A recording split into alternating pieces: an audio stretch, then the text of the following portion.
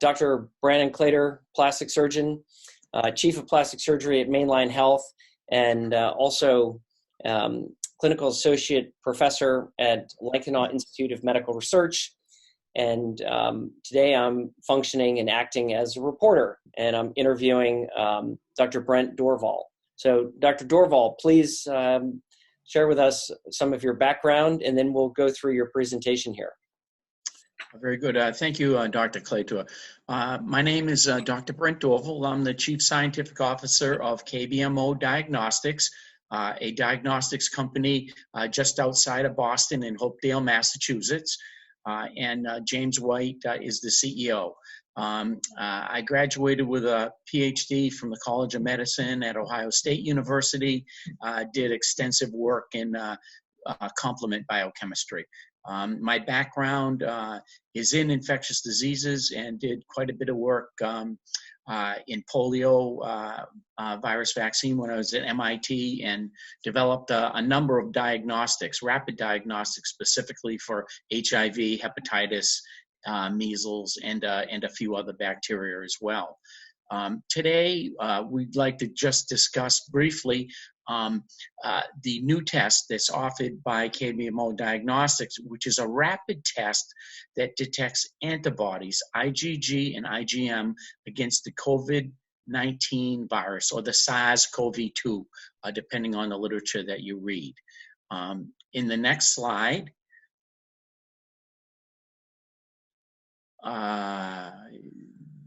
that we have here is a picture of the virus, just a simple picture. It's a coronavirus. It's about 100, 150 nanometers in diameter. It's circular, and coronavirus gets the name for the spike glycoprotein, the yellow trimer that's on the surface, which contains the receptor binding domain for the host cell, the ACE2 receptor, which is the angiotensin II converting enzyme.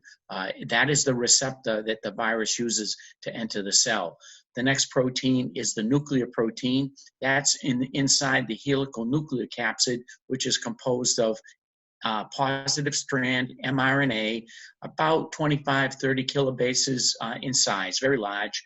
And it's like a beaded necklace. You really can't see it, but the little beads would decorate this mRNA along the length, much like a pearl necklace, a beaded necklace. You have the envelope protein, M. That's a small protein. What's not shown here is the membrane protein. It should be M, and that will be. We're going to correct this slide and put that in there. So that's a major structural protein called membrane. And the last one is the hemagglutinin esterase dimer, which is a small protein that's inserted in the lipid bilayer membrane of coronavirus. And it's much like the esterases that are on influenza and also on HIV and many other viruses. In the next slide. Can I ask you for a clarifying question here? Sure. So this picture right here has been shown many times, and I think people are familiar. Yes. I think more and more people are now familiar with this spike glycoprotein, which is really the characteristic that makes this the coronavirus, or this is like the crown, correct? That's correct. Yes, that's how it got its name, coronavirus. And we're going to talk further about your antibody test, but the antibody is actually picking up the N protein. Is that correct? Yes, it's picking up the nucleoprotein, and the reason will become clear, and that's because it's the earliest antibody to be detected in human serum. So if you want early infection, you would choose the nucleoprotein. We're going to have another test that comes online that's in parallel with this. For patients, we're also going to measure the spike glycoprotein. So that is a test that's coming soon. Okay. All right. So let's move down. Today we'll be discussing mostly the nucleoprotein. Gotcha. So as you can see in this slide, now this is for SARS-CoV-1, but CoV-1 and CoV-2 are very closely related and react pretty much the same. So this nucleoprotein, as you can see in the top slide, when you look at the IgG expression, comes up early and strong. whereas the M protein and the S protein, the dotted and the dashed lines, are much less strong and come up a little later. So one important thing about IgG, it comes up early, it comes up strong, and it's very, very high affinity. That will become important later on. Now you can see in the bottom slide, portion of this slide, the IgM expression profile. The N protein still comes up early. It comes up stronger than either the M or the S protein, but it's quite a bit less for IgM. So IgM comes up, it's kind of a weakish response when you compare it to IgG, and then goes down at about 2 or 3 weeks to, it's detectable, but very, very low, and plays a negligible role from here on out. It's primarily IgG. Okay. And then in the next slide. Let's get rid of all of these things. All right, next slide. Yeah. This is a busy slide. There's a lot going on here. Yeah, there's a lot going on here, and I don't want to go over it ad nauseum.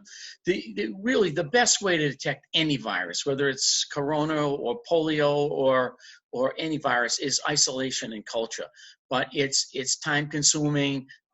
You need a high degree of skill. You need the facility, which is a BL3 facility. So it's somewhat dangerous even doing this. What's the preferred method right now for earliest detection is PCR. So they call that nucleic acid detection. It's got high sensitivity and specificity. Again, the sample is a nasopharyngeal swab. You could also swab other mucosal surfaces, but primarily nasopharyngeal. And again, it is entirely dependent on the skill of the operator. And it wasn't done as commonly as it is now for coronavirus. So as you can imagine, if you don't do it every day, you just don't have the skills, and that's what happens. So the technique, if it's not done right, you'll miss a virus that would otherwise be there. You'll simply miss it. Can The antigen detect. Can I clarify? Yes. So working from here down, so isolation and culture is the gold standard, but none of that testing is really happening right now, correct? Yeah, only in a research laboratory. Only in research. So when somebody goes for a COVID test right now, they're getting the nucleic acid detection test, which is used as the PCR test. And basically, to simplify this for people, that's where you take the swab and shove it down your nose, and you swab some of that, try and get some of the virus actually on there, and you bring it back and put it through the PCR, which is polymerase chain reaction, and it basically takes the RNA and lights it up and says, there is virus there, correct? That's exactly right, yes. Okay. So, and would you say it's fair to say that the accuracy of that test is anywhere from 70% to 90% accurate, meaning if you have it, you'll actually detect it? Well, I think the accuracy is good, and just so I can be clear, the sensitivity seems to be poor. And I'll go over that in a clinical study, but again, you got to hit the right window, meaning if the virus hasn't started to replicate and you've only got a few particles, let's say, you just inhaled some, and you're asymptomatic, there's a likelihood that you're going to miss it. But once you're more in the prodromal phase, where you've inhaled this thing or ingested it somehow, and it's really starting to replicate and you have fever, at that point, it has a very, very high sensitivity. But if you don't catch that window too early or too late, there's a high likelihood you're going to miss it, and you can miss up to 2/3 of the cases. Okay. All right. So the now next one to antibody detection. Yeah, and so you've got antigen detection again. That's a lab technique. You require BL3, so that's biosafety level 3 containment, which is very high, very expensive. So it's really only done. It's a very good technique, but it's only done in practice in a research laboratory. Okay. The techniques that the sample we'll talk about today is the IgM and IgG antibody detection using the nucleoprotein. IgM, of course, is the earliest antibody, followed on by IgG. And of course, there was a recent paper that I just, on March 23rd or 27th in the Lancet, which is an absolutely the roadmap for this, where they looked at patients and they said, okay, let's look at antigen detection, meaning nucleic acid detection, and then look at antibody detection. And what they found was that antibody IgM does come up early, but it doesn't read the textbook. It's probably out there 10, maybe even 15 days. And likewise, IgG is coming up later for this antibody, perhaps out there even 15 days. Now, there is a difference. If they say a patient has a fulminant infection, meaning they must have ingested a huge amount of this virus, or for some reason it has a very high replication rate, those patients that have a severe case, it comes up a little earlier, and those people that have less severe cases, it comes up a little later. But the surprise out of that paper is this thing doesn't read the textbook. It doesn't come up in the traditional maybe 5 days for IgM and 8 to 10 days for IgG. It's delayed, maybe even up to a week. So to in clarify, yeah. Somebody can be, let's call them unexposed, and they can get an exposure. And again, I think there's a tremendous amount of confusion that people think this is binary. They think not infected, infected, and so healthy, sick. And so what you've spent some time talking about is you can have varying degrees of exposure, and a big exposure, you're probably going to have a large virus load, and you may generate an antibody reaction very quickly and be quite ill. Whereas you can also have a small virus load that may not be detectable by the nucleic acid test, and your antibody response may be delayed 2-3 weeks, correct? That is absolutely correct, yes. Okay. Yes, and one thing about viruses that paper really highlights, although they don't say it, is viruses have the ability to cause a non-cooperative infection. That means one viral particle that's viable, that's infective, can set up an infection. Unlike bacteria, generally E. coli, generally Salmonella, you need to ingest hundreds, if not thousands of these organisms, and somehow they need each other to really set up the infection before the immune response can detect it and destroy it. So it's just an interesting, idea, and I think that paper kind of hints at that. Okay. You want to move on here? Yes, in the next slide. Yep. Please. So this just shows the test. It's a typical rapid test, and the picture on the left-hand side shows IgM, and on the right IgG. And what you do is you add a sample to the well of each device, 10 microliters of serum or 20 microliters of whole blood. In the little depression labeled S, you have a C line, which is control. That should always come up, and a T line. And that line, what you can't see is it is coated with a nucleoprotein antigen. So what happens is the serum antibody travels along the strip. It contacts colloidal gold, which colors it red. And if the colloidal gold binds IgM that's specific for the nucleoprotein, it will light up in the T line. And if it binds IgG, anti-IgG binds IgG on the gold, it will bind, and it's specific for the nucleoprotein, it binds to the T line on the IgG side. So what happens is this patient is IgM negative and IgG positive. So that's what you can see. So this would probably be somebody that would be later in infection and perhaps even in the convalescent phase. So it's a very simple, quick test. And the real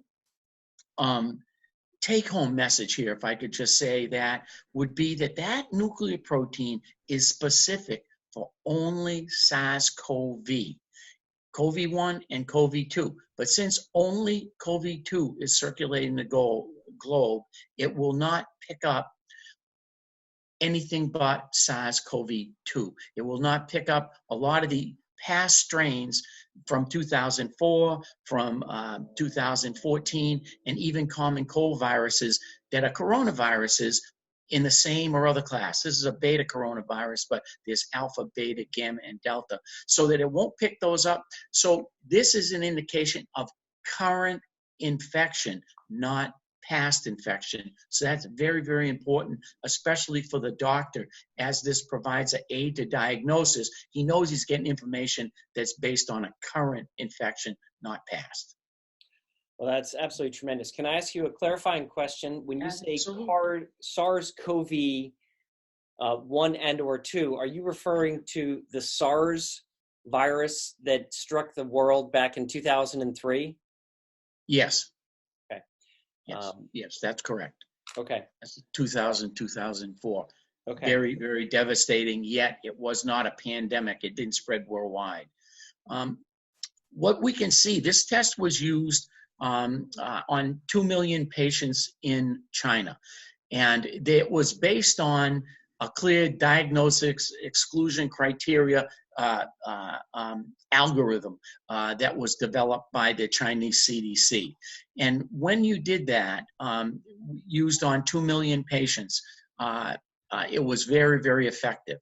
And in addition to that, the clinical research was conducted in 5 institutions, and they found 447 cases there. And of this, 110 out of 126 were clinically confirmed for 87%, and then 62 cases out of were detected out of 62 for 100%. So it just shows that this test could detect cases that were probably not PCR positive, and that it was highly predictive of cases that were clinically excluded. In other words, they were not due to the COVID-19 infection. They were due to perhaps something else. So in this one, it's a small trial, but it had 100%. Rare in biology or medicine to be 100%, but in this particular case, the sensitivity was 87.3 and the specificity was 100%. Now, in the next slide, you'll see that they did a smaller study, but it was quite an elegant study. And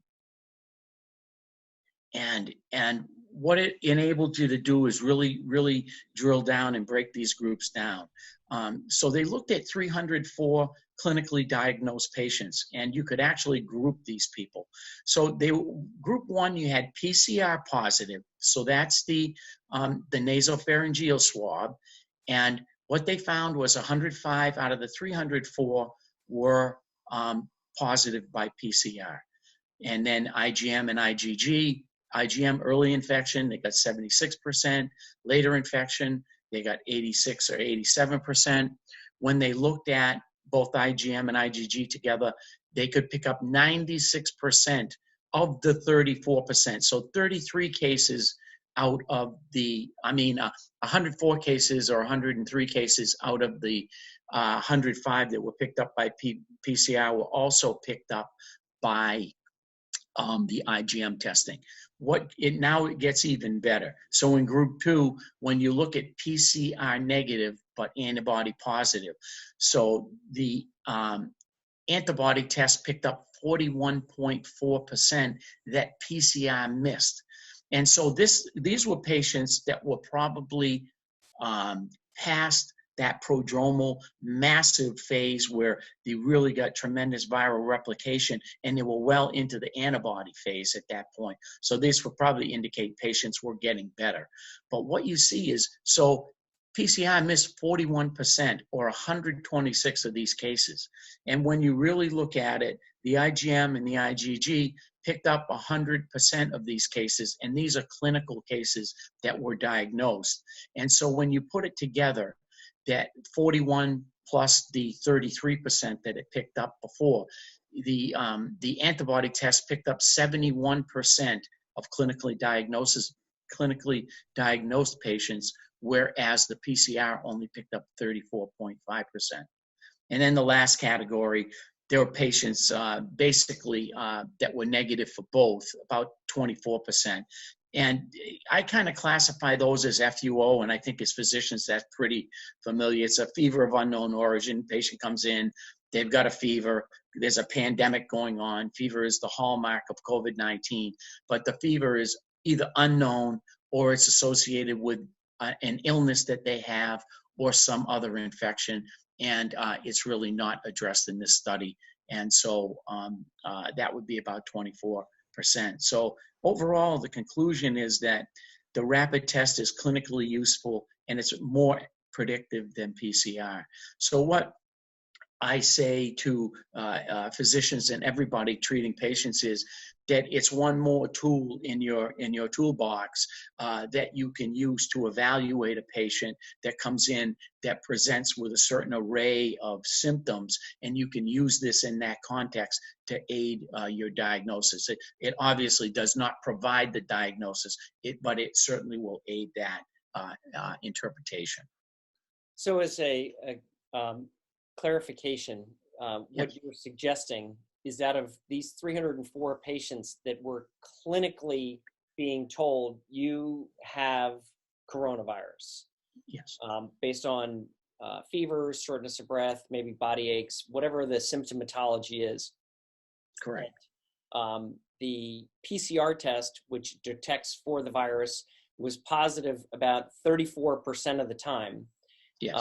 And that another 40% of those patients were picked up with antibody, meaning they said, okay, you've got an antibody. And so basically what you're saying here is that if you have a positive PCR test, you're very likely to have a positive antibody test. And if you have a negative test, if you in fact had it, but it wasn't detectable, your antibody test will subsequently be positive. That's absolutely correct. Yes. And then about a quarter of the percent of, or 25% of the patients who were clinically diagnosed as having COVID-19 actually did not have COVID-19? I think that's what they were saying. Yeah, it was more or less due to something else that really wasn't addressed, but it wasn't COVID. It could be an infection due to another virus, but not this one. But the patient showed up because they had, as you just said, a classical symptom, maybe fever. They had shortness of breath, headache, any one of a number of things that would, especially in a pandemic. I think what we're finding is everybody's a little more anxious. And they're very concerned about themselves. They're very concerned about exposing other people. So I think they're maybe hyperreactive, and not necessarily a bad thing, but I think that's just the state of affairs. There's no question. There are a lot of people who are concerned and really even scared. Yes. And so this is certainly shedding a lot of light on that. Now, this is another study. Again, it's a small cohort of patients, but I think it paints a nice picture as well. So this is a recent one, 202 healthier fever patients. And what I meant by healthy, I should change this. I meant asymptomatic. So they could recount some exposure, perhaps with somebody who later was became infected or was infected, and they didn't know it until later, but they show up and they're asymptomatic. PCR testing was not used or not available in this cohort. So what they did was they said, okay, let's screen these people. What they found out was that basically 99% for IgM, 98% for IgG, and IgM and IgG are 99%. Now, using this test, again, if you drill down just a little bit, it can really provide quite a bit of information to the healthcare professional and doctors. See, if you're IgM only, you know that it's an early infection. I mean, it has to be. That's just the way this works. If it's IgG only, you're late in infection and probably convalescent phase. And if you're IgM and IgG, again, if we remember back to the two slides that we showed, you're in some sort of transition phase, but it's a good one. You're moving, you've been infected, you're detecting IgM and IgG, so you're moving through that early infection into transition, and most likely you're going to end up in the IgG phase which is the late phase. Now, the convalescent phase for some these patients can be quite long. I was talking to somebody today where, I mean, it's been weeks since they've come through and out the other end. They have high IgG titer, but they're still feeling pretty bad. They say they still have shortness of breath. They still have really rather severe bouts of headaches. And these are in otherwise healthy people. So you're in that convalescent phase, but for some patients, depending on who they are, it may take quite some time to come out the other end. But it's good news if you have a high titer IgG.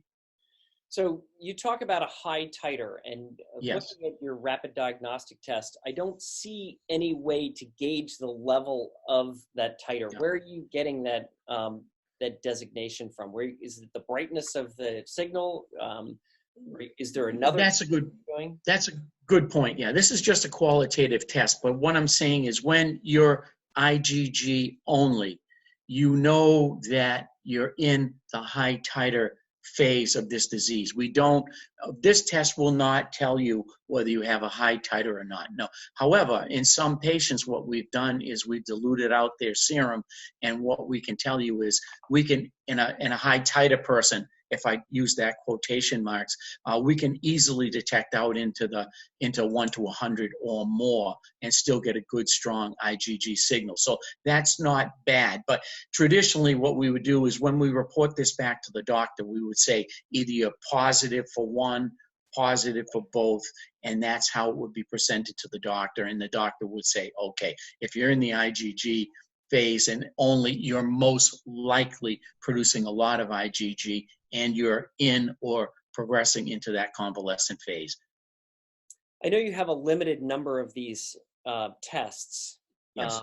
And so maybe my next suggestion is one that wouldn't be worth utilizing resources, but could you almost do a poor man's ELISA test? And if somebody was positive for an IgG, then dilute out their serum to like a 50% and try and say, okay, well, at 50% of your serum, your IgG still turns positive, to then therefore be able to say, you know what, your IgG titer is here. That's a very good suggestion. And again, in the lab, when we were first qualifying this to bring it into our clinical lab at KVMO Diagnostics, we wanted to see that sort of thing because that gives you a relative. I've used a lot of these tests, many, and developed several, and unfortunately, right now, a lot of these tests are not working, and they're not working well. You don't get a clear read. You get a lot of cross-reactivity, so the data you get out of these is either suspect or very limited. But having said that, I think you have a great point. What we did was we said, okay, let's take some of these serums that are IgM, IgG, or both positive, and dilute them out. And let's get a sense of, can you even titer it on this device? Because you should be able to do that. A good device like this should be able to detect maybe 5-10 nanograms of antibody. So, I mean, in that, like for HIV, so what you want to do is you want to see titer, and you can. So maybe for isolated cases, if a doctor came back and said, look, maybe run a titer on this, I mean, it would be costly to do it. But it's possible with this test, and we have done it. And I have a high degree of confidence in the results from this test. And I meant about 5 micrograms, not nanograms. I'm sorry. Micrograms. Okay. Yeah. So you said a couple of things. In the first, I think we really need to try and come up with some clarity to, and that is, you said not all the antibody tests that are out there are that reliable. There's a lot of cross-reactivity. Sometimes they're using an antigen that they're looking for that may have cross-reactivity to another coronavirus. Can you share with me why it is that your particular antibody test is so much more specific and therefore much more believable? And quite honestly, follow-up question is, if yours is the one, how come the FDA is not coming to you and saying, look, we need to be using your test across the whole country? Okay, I'll answer the last one first. So this data has been submitted to FDA and it's under review. We got an acknowledgement letter, and I think it was 2 or 3 days ago, last week. The data is under review. The data was generated in China based on clinical trials there, and what the good news is they've accepted the data set. So they basically said the data is what the data is. So it's under review now, and we're hoping in the very few weeks that we'll get approval. They said in a few weeks. So I know the FDA is understaffed, overworked, and given what's going on now, you know, I'm hopeful it's going to be sooner rather than later. But the good news is it's been accepted and it's under review right now. So that's very good news. So we'll go back up a little bit. This test is based on the nucleoprotein and is based on a specific fragment of the nucleoprotein that is only specific for SARS-CoV-2. I'm going to jump back to, and I know it's a yes. rough drawing, but you're saying, and I'm going to circle it to make sure everybody understands. It's right. So the nucleocapsid. No, it's would be on the mRNA on the inside. So it's a circular nucleocapsid, and that RNA is decorated with little beads of nucleoprotein, and it's there to regulate the transcription of this particular mRNA. So that's what it does. But the take-home message is that it's there, it's in fairly high concentration, it's the earliest antibody to come up. It's highly stable. When you look at this genetic sequence of this, there are 6 strains circulating the globe right now, as of my last understanding. And the N protein is very, very stable. It doesn't mutate. Whereas if you look at the spike protein, this virus is a master trickster. So what happens is it infects somebody, and that spike protein in the receptor binding domains of the S1 protein, those mutate very quickly. There's a high selective pressure. That's right, in the spike glycoprotein. So where that protein contacts the ACE2 receptor, which is the protein on, let's say, alveolar cells, the virus binds by the spike protein to the ACE2 receptor, the angiotensin converting enzyme type 2 receptor that's on alveolar type 2 cells. It binds. And when it binds, what happens is the ACE2 receptor is associated with a transmembrane protein that's a protease that clips S1. And when it does, S1's released, S2 unfolds, and it then fuses with the host membrane, and that's how the virus gains entry to the cell. And that's also, there's strong pressure to mutate here so that this thing can change this receptor specificity, and it actually jumps hosts. I mean, this thing probably came from a bat or a civet. Yep. And what happens is that the receptor changes a little bit, and it also can change host specificity, and it also can change cellular specificity. And it's very interesting. So there's a high degree. When you look at the recent genetic sequences that have come out for the S protein, most of the variability is in the S protein. There's also some in the membrane protein, which is not shown here, but there's little or none on the nucleoprotein. So there's very highly conserved sequences in the N protein that are specific for the COVID virus that we use on this test so that it can only pick up the virus that's currently circulating, the pandemic strain. That's amazing. So you're submitting or suggesting that if any of the antibody tests are looking for the S protein, they're going down the wrong pathway. It's not going to be quite as sensitive, and it comes up a little later. So the nucleoprotein will give you the most sensitive and earliest detection. But we're going to pair this with the S protein. And then the beautiful thing is that we'll give you early, highly sensitive test, which is what we have. But if you then measure the S protein in parallel with this, we can give you even more information. We can say, look, you have not only N positive, but you're S positive. And I would imagine there might be cases where you could be S positive and N negative. So what we're trying to do is we're in the near future offer 2 tests that will, again, provide a bigger aid to diagnosis. And when you think about it, I think we maybe even can get better sensitivity, meaning we'll miss less patients if we combine the N and the S detection. And that would be my belief or my guess so far. That would be excellent to have increased accuracy. So what is your supply? Are you dependent on a supply chain coming from China, or is this a supply that you can create yourself? This test currently is, we made a choice to source it from China. And KBMO Diagnostics is kind of a fully integrated company. We could clone and express this protein and develop the test. I can do that. I've done it.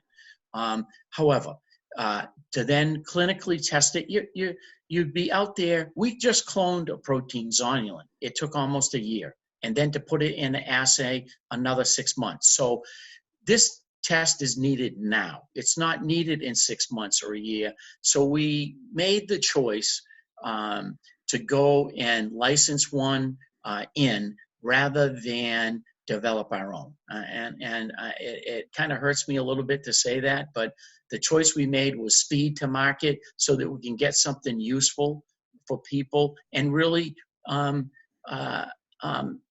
provide something for the public immediately that's needed. People need tests. They want to know, when the hell can I go back to work? I've been infected. Do I produce IgG? So it's always a balancing act. Do you license, and where do you license? And as far as the supply chain, we also address that with this company. Right now, they have the capability of making almost 3 million tests a month of these. So wow, we're guaranteed a steady supply through an agreement that we have with them right now. And they're a very good company. I know people sometimes view them with some suspicion, and I would say don't paint everybody with the same brush. Okay. We wanted a test that had good sensitivity, good specificity. We wanted one that worked well, but you have to balance that with, you want to also get this thing in a market where it's needed. And what we can tell you is right now we're just using it and offering it within the United States. And we've made a conscious decision to do that just at this time. We'd like to get a bigger supply and move other people. There's a tremendous opportunity elsewhere, but right now, United States is the primary market for this device. I would totally agree with that. Do you feel comfortable sharing the name of the company? Not at this time. I would not share that. Fair enough. I got a sense that you were being somewhat guarded with that. If you're saying they're making 3 million a month, are a large portion of those staying in China, and you are able to source a certain number of them? Yes, a large number are staying. They're doing massive testing there still. Yeah, absolutely. Is there another company in the United States that has access to this particular clone?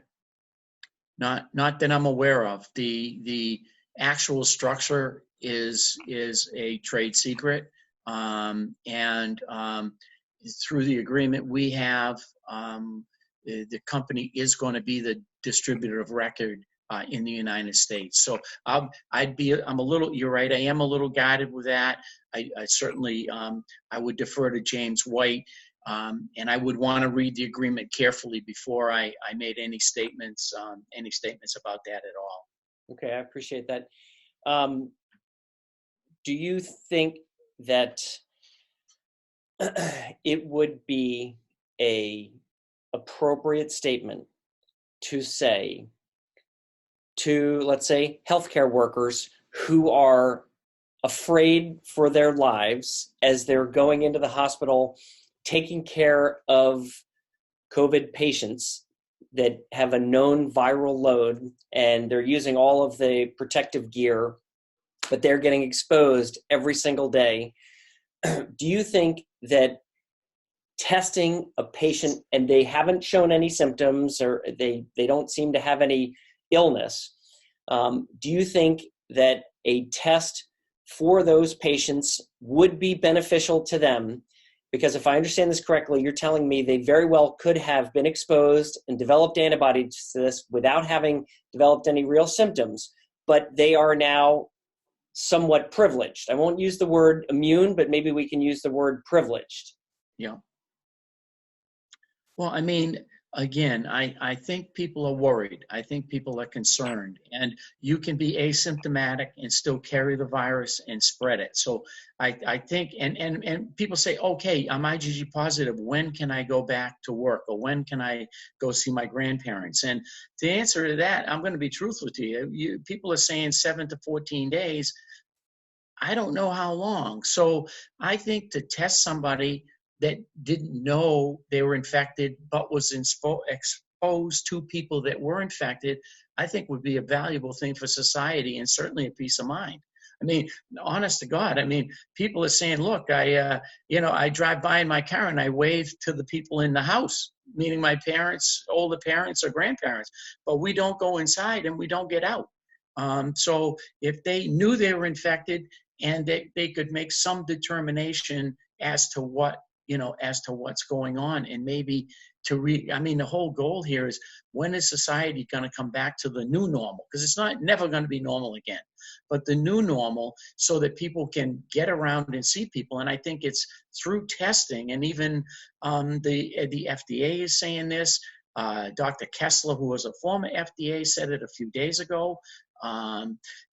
Testing is the way we're going to get people at least to have some sense of where they are in the infection process or not infected, and being able to re-enter society and start to get this engine of economic growth back together again. Couldn't agree with you more. I want to press this with another hard question. So if I understand what you're saying that if somebody came back, let's say IgG positive, they could have an understanding that they have been exposed and developed a immune or antibody response to the virus. Would you consider them less at risk for getting sick from another exposure to the virus? I certainly would think if they're in the IgG phase of this illness, the chances of reinfecting with the same strain, I would say would be highly unlikely. Yeah, I would say highly unlikely. Now, this test does not predict whether someone is immune from this virus, because we're detecting the nucleoprotein. So when we pair this with the S test, which is the spike test, that absolutely tells you that you have neutralizing antibodies. So what happens is you get IgG antibodies against a variety of proteins in this virus. One key one is the neutralizing antibodies against the S1 region of the receptor. And if you get an antibody against that, it will bind and cover up the receptor binding site. The virus won't be able to bind to the host receptor and then can't set up infection. So again, what we're thinking of at KBMO is, and these tests will be in next week, and we're going to run them through the paces, is that we know you're nucleoprotein positive. You, let's say, have IgG. You're most likely immune from reinfection, most likely. However, if you get an S positive and an N positive, you can say with much more certainty that you probably have neutralizing antibodies, and that will prevent reinfection. So I think, again, it adds one more piece of the puzzle, but the whole goal here is immunity. And I think if you get an infection and you come out the other end, you've kind of been immunized the hard way. I mean, not by a vaccine, but by a live virus. And I think that there are other assays that will detect neutralization, but they're very complex. And again, they're only done primarily in a research setting because it involves live virus, infecting a cell with live virus.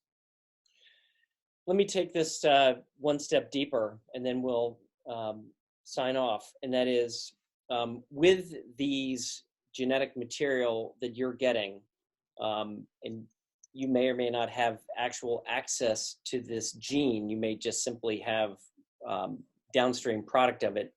But would it be possible to actually take this gene and transfect it into, let's say, a host cell, maybe a stem cell from the host, and then give it back to them, and therefore confer passive immunity to that person? Absolutely. That and Moderna, a Massachusetts company, is very close with an mRNA vaccine that carries a piece of genetic material that they can transfect into cell. Maybe they'll deliver it with an adenovirus vector, some vector they can transfect the cell. Then you can trick the cell into producing the protein. The immune system says, oh, for instance, spike protein. It could be a spike protein. I think it is. A small snippet of it. The immune system says, oh, wait a minute. I don't recognize that protein. Let me produce an IgG against that little transfected protein. And lo and behold, that antibody now will neutralize the virus. And I think Moderna is well into clinical trials on just that sort of thing. And I think they fast-tracked it, and it's just a few months away. I think it's in clinical now. So that's, and I'm not plugging, I don't have any association with Moderna, but I've looked at their technology. We're two scientists here spitballing and talking about how you might be able to modulate the immune system now that we've got a better understanding of the antibodies that can actually detect. You can not only use this antibody to detect, but actually to fight off the virus, never having seen it before in the first place. Yeah, no, that's absolutely correct. And it's almost the flip side of the coin of somebody who has been infected, and then they'll take convalescent plasma, which contains neutralizing antibodies. Many of them are against the S protein, and those have been quite efficacious in some cases against a really critically ill patient. So now they're saying, okay, let's trick the body into making those very antibodies kind of in vivo, but it's kind of similar to that. Perfect. Well, I can't thank you enough, and I guess I just want to wind up by saying that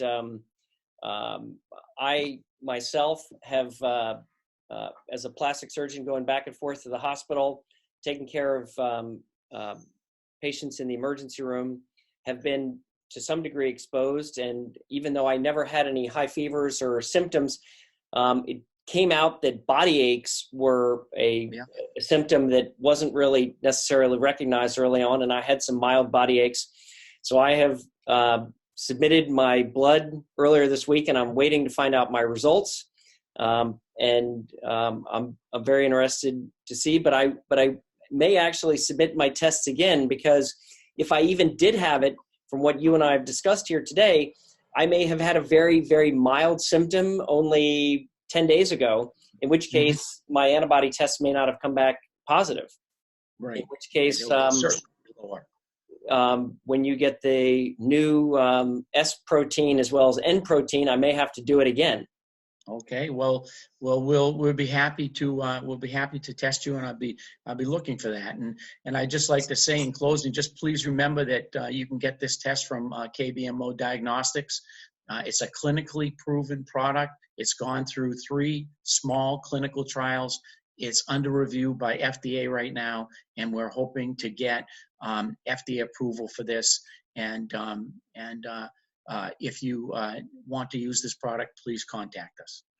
I will, and I will certainly share this with a lot of my other colleagues. Again, thank you so very much. This has been Dr. Brent Dorval, and this has been Dr. Claytor, sharing everybody the latest on what has clearly been a devastating attack on our economic and medical infrastructure across the entire world. Yeah, it certainly has. Thank you very much. Take care. Bye.